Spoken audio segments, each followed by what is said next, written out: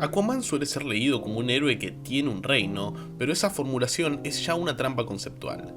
Gobernar no aparece como una ampliación del yo, sino como su reducción progresiva, como si el trono no fuera un lugar al que se asciende, sino un espacio al que se queda atrapado.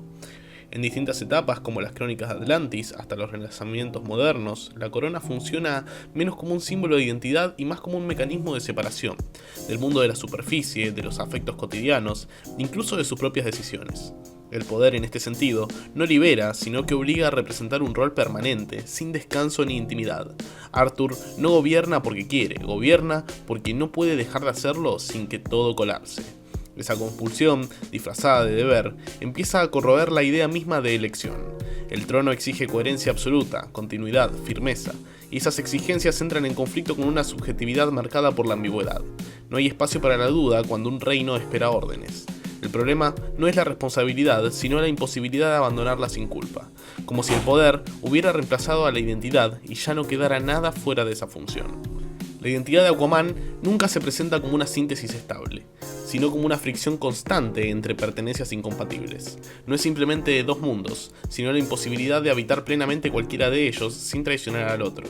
En arcos como los desarrollados durante la etapa de Peter David, esta tensión no se resuelve, se profundiza. Cada decisión tomada en nombre de Atlántida genera una pérdida silenciosa en la superficie, y cada gesto humano se vuelve una omisión política. Esa disociación no es un accidente narrativo, es el núcleo psicológico del personaje.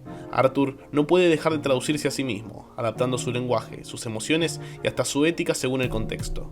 Con el tiempo, esa traducción constante desgasta la noción de un yo original. ¿Quién es Aquaman cuando no está representando algo para alguien? El trono exige una versión definitiva de sí mismo, pero su historia insiste en negarla. El conflicto no es elegir entre dos identidades, sino aceptar que ninguna es completa. Y en esa grieta aparece el verdadero exilio. No pertenecer del todo a ningún lugar, incluso cuando se es rey, incluso cuando todos esperan claridad, firmeza y dirección de alguien que internamente solo acumula capas de contradicción sin resolver. El océano, más que un escenario, funciona como una estructura emocional, profundo, opresivo, silencioso, exige adaptación constante y castiga cualquier descuido. En muchas representaciones, desde Subdiego hasta etapas más recientes, Atlántida no es un hogar cálido, sino un espacio ritualizado donde cada gesto tiene consecuencias políticas. Gobernar ahí implica aprender a hablar en nombre de fuerzas que no se pueden domesticar. Aquaman no controla el mar, apenas negocia con él, y esa negociación permanente moldea su psiquismo. Aprender a contener, a no explotar, a sostener presiones imposibles de compartir con otros. La superficie, en cambio, aparece como un lugar de expresividad emocional, pero también de fragilidad. El problema es que el rey no puede permitirse esa fragilidad. El océano no perdona vacilaciones y el trono tampoco. Así, el entorno refuerza una forma de autocontrol que roza la negación del deseo. No se trata de represión consciente, sino de una adaptación prolongada que termina por sentirse natural. Cuando Aquaman actúa con dureza, no es crueldad, es supervivencia aprendida. Pero cada adaptación tiene un costo interno, y el silencio del mar empieza a parecerse demasiado al silencio emocional que se instala en él. El lenguaje del poder en Aquaman es profundamente solitario. Hablar como rey no es comunicar, es emitir sentencias que ya no admiten respuesta. En varios arcos, especialmente aquellos centrados en conflictos internos de Atlántida, Arthur aparece rodeado de voces, pero aislado de interlocutores reales. Nadie le habla como igual, todos le hablan desde una expectativa. Esa asimetría erosiona lentamente la posibilidad de intimidad. Incluso el afecto se vuelve sospechoso porque puede ser leído como influencia, debilidad o traición. La palabra deja de ser un puente y se convierte en una herramienta de control. Y cuando el lenguaje pierde su función relacional, el pensamiento también se empobrece. El rey piensa solo, decide solo, carga con consecuencias que no puede procesar en compañía.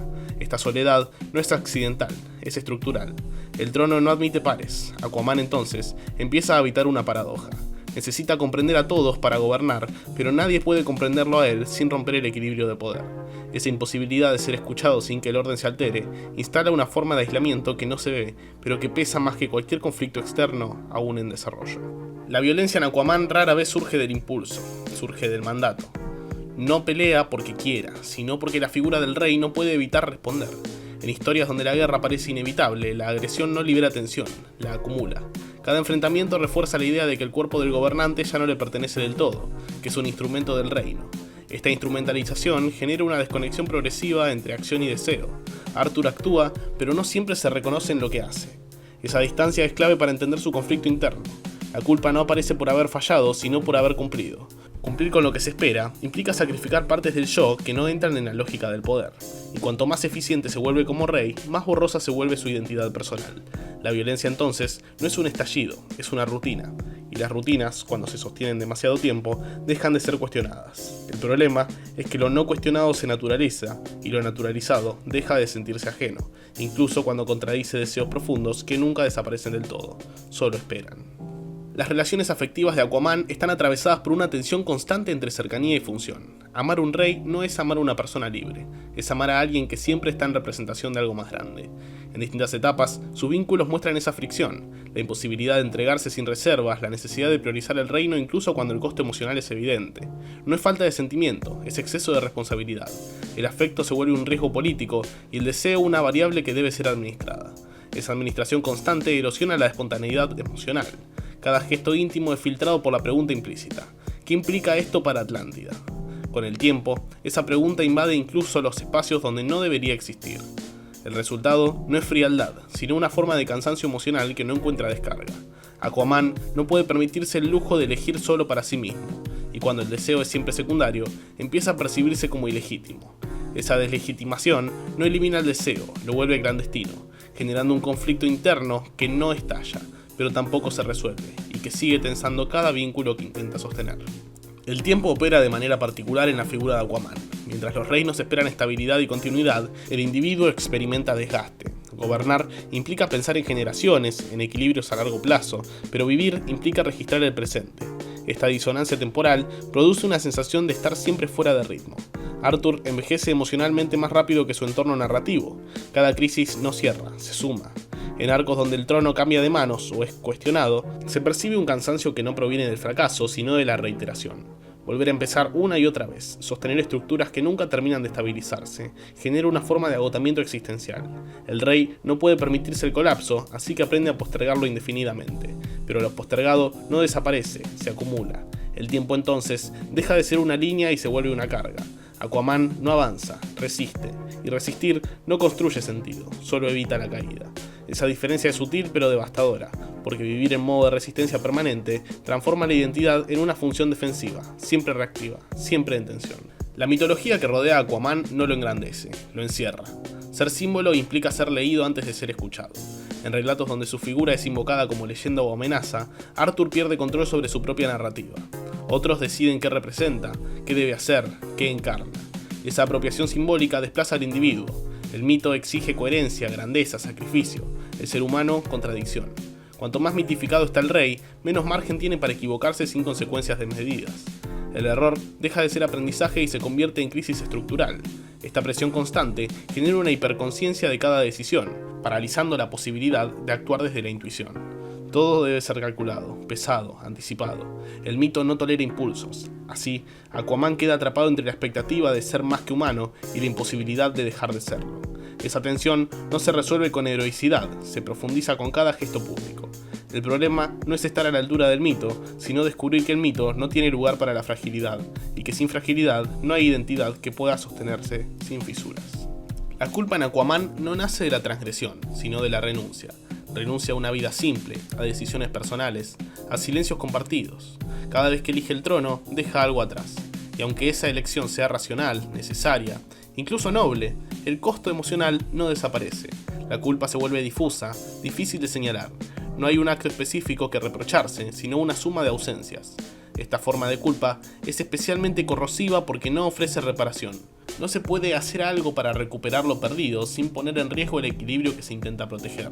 Así, la responsabilidad se transforma en una trampa. Cuanto más responsable es, más motivos tiene para sentirse en deuda consigo mismo. Esta deuda interna no se salda con victorias ni con reconocimiento. Al contrario, el reconocimiento refuerza la idea de que el sacrificio fue correcto, cerrando aún más la posibilidad de cuestionarlo.